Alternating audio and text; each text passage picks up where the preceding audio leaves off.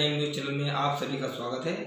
आज हम बात करेंगे मुरादाबाद के उस योद्धा की जिनका नाम डॉक्टर निजामुद्दीन है, जो कोरोना की इस जंग में अपनी ज़िंदगी की जंग हार गए। सलाम करते हैं हम ऐसे कोरोना वॉरियर्स को जो अपनी ज़िंदगी की परवाह किए बगैर लोगों की ज़िंदगी बचाने के लिए अपना रात दिन एक किए हुए हैं। न जाने कितने हमारे पुलिसकर्मी इस जंग को लड़ते हुए शहीद हो गए हैं। बहुत अफसोसनाक बात है कि लोग फिर भी इस चीज़ को बहुत हल्के में ले रहे हैं। वो लॉकडाउन का पालन ठीक से नहीं कर पा रहे हैं। वो ये नहीं सोच रहे हैं हमारा ये लॉकडाउन तोड़ने से कि ये जो हमारे वॉरियर्स लगे हुए हैं इन्हें कितनी परेशानी हो रही है, हमारा प्रशासन को कितनी परेशानी हो रही है। वो अभी अपने बीवी बच्चों को छोड़कर रोडों पर ड्यूटी कर रहे हैं, 24 आवर ड्यूटी कर रहे हैं।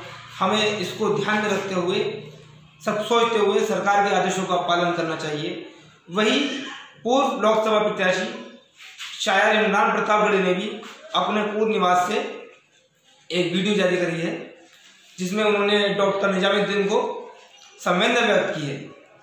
इसके साथ साथ उन्होंने आगे कहा, मुरादाबाद के डीएम साहब से एक अपील भी करी कि जो हमारे यहाँ प्राइवेट स्कूल है मुरादाबाद में, वो लोगों के लिए फीस के लिए उनको एसएमएस कर रहे हैं, फ़ोन कर रहे हैं।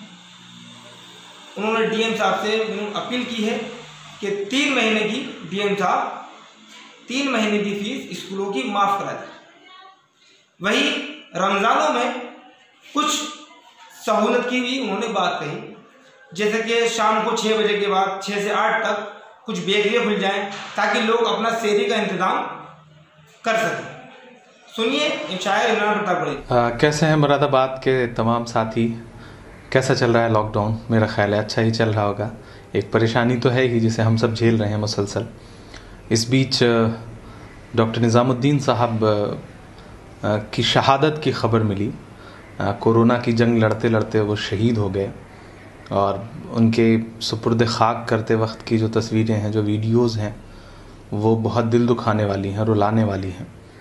कल से लगातार मैंने कई बार वो वीडियोज़ देखे और मुझे लगा कि एक अजीम इंसान ने कोरोना की जंग लड़ते लड़ते ख़ुद को कुर्बान कर दिया इस देश के लिए, इस वतन के लिए।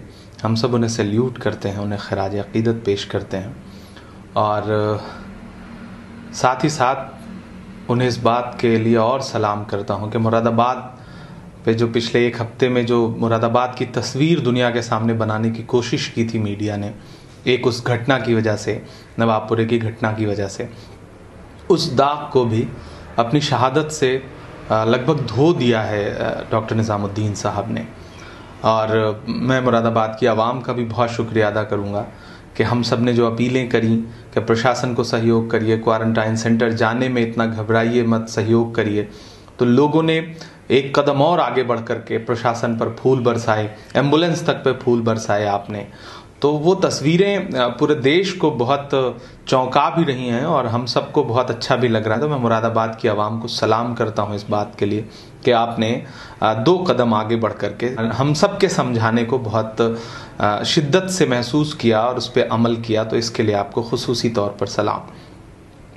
एक ख़बर और मिली आज के नात के बड़े मशहूर शायर हैरत मुरादाबादी साहब का आज इंतकाल हुआ। वो उम्र हो चली थी उनकी, तो हम उन्हें भी खराज अक़ीदत पेश करते हैं। 1-2 बातें मुझे आपसे और गुफ्तगू करनी थी कि जिस तरह से इन दिनों और केसेज आ रहे हैं मुरादाबाद में, पिछले 3-4 दिन में जो नंबर आए हैं केसेज के, वो बहुत चौंकाने वाले हैं और डराने वाले हैं और साथ साथ इस बात के लिए हमें मजबूर कर रहे हैं कि हम और एहतियात बरतें। अगर एहतियात नहीं बरतेंगे तो आप खुद सोचिए, मैं आवाम से ये बात कर रहा हूँ कि आप खुद सोचिए कि जब डॉक्टर तक इन्फेक्टेड होकर के नहीं बच पा रहे हैं तो आम आवाम का क्या होगा। तो खुदा के लिए, ऊपर वाले के लिए, जिस भी शख्सियत को मानते हैं उसके एहतरामन घर रहिए, बिल्कुल बाहर मत निकलिए। आपका घर रहना आपकी ज़िंदगी बचाएगा, आपके परिवार की ज़िंदगी बचाएगा।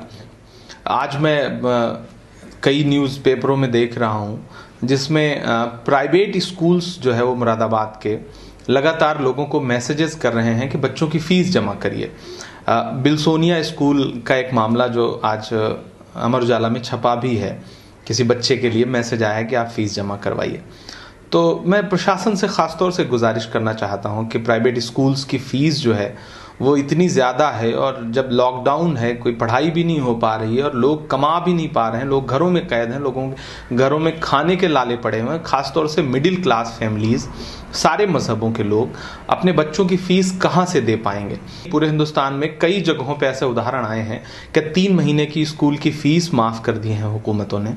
तो मेरी प्रशासन से गुजारिश है कि कम से कम 3 महीने की फ़ीस प्राइवेट स्कूल की प्रशासन जो है वो माफ़ करवाए, ताकि किसी भी आम आदमी को, किसी भी मध्यम वर्गीय परिवार को 3 महीने की फ़ीस अपने बच्चे की ना देनी पड़े, क्योंकि खाना जुटाना मुश्किल है तो फ़ीस कैसे दे सकता है। तो मेरी डीएम साहब से ख़ास तौर से गुजारिश है कि प्राइवेट स्कूल की फ़ीस माफ़ करवाने की कोशिश करें। अगर आप ये पहल करेंगे तो मुरादाबाद की आवाम पर आपका बहुत बड़ा एहसान होगा। एक गुजारिश और कि 3-4 दिन बाद रमज़ान शुरू हो रहा है, लॉकडाउन का सब पालन भी कर रहे हैं। लॉकडाउन की जो टाइमिंग है उसके लिए मेरी गुजारिश ये थी कि शाम में 6 बजे से 8 बजे तक लॉकडाउन में थोड़ी सी छूट दी जाए, ताकि लोग अफ्तारी के लिए सामान जुटा सकें। और बेकरी की जो दुकानें हैं, गुजारिश है कि उनको खुलने की परमिशन दी जाए, ताकि बेकरी के सामान बन सकें और सहरी और अफ्तारी में लोगों को मदद मिल सके। ये मेरी डीएम साहब से गुजारिश थी। मैं खुद बहुत छटपटा रहा हूँ आपके बीच में आने के लिए। पिछले साल मुझे याद है कि हम सब साथ थे, यही वक्त था, इलेक्शंस चल रहे थे और मैं आपके बीच में था, लेकिन अनफॉर्चुनेटली आज हम सब घरों में कैद हैं, हम आ नहीं सकते हैं। लेकिन मैं आपके साथ हूँ, लम्हा लम्हा पल पल आपकी खबरें ले रहा हूँ, आपके बारे में सोशल मीडिया पे अपडेट कर रहा हूँ और आपसे जुड़ा हुआ हूँ। मैं जैसे ही लॉकडाउन ख़त्म होगा सीधे मुरादाबाद आऊँगा और आपसे मुलाकात करूँगा, आपके बीच में रहूँगा। तब तक डीएम साहब से 2 खुसूसी गुजारिश के स्कूल की प्राइवेट स्कूल की 3 महीने की फ़ीस माफ़ करने की गुजारिश आपसे ख़ास तौर से, और लॉकडाउन में रमज़ान में 6 से शाम में 8 बजे तक की छूट दें, जिससे लोग सहरी और अफ्तारी के लिए सामान जुटा सकें, ख़रीद सकें। बहुत शुक्रिया।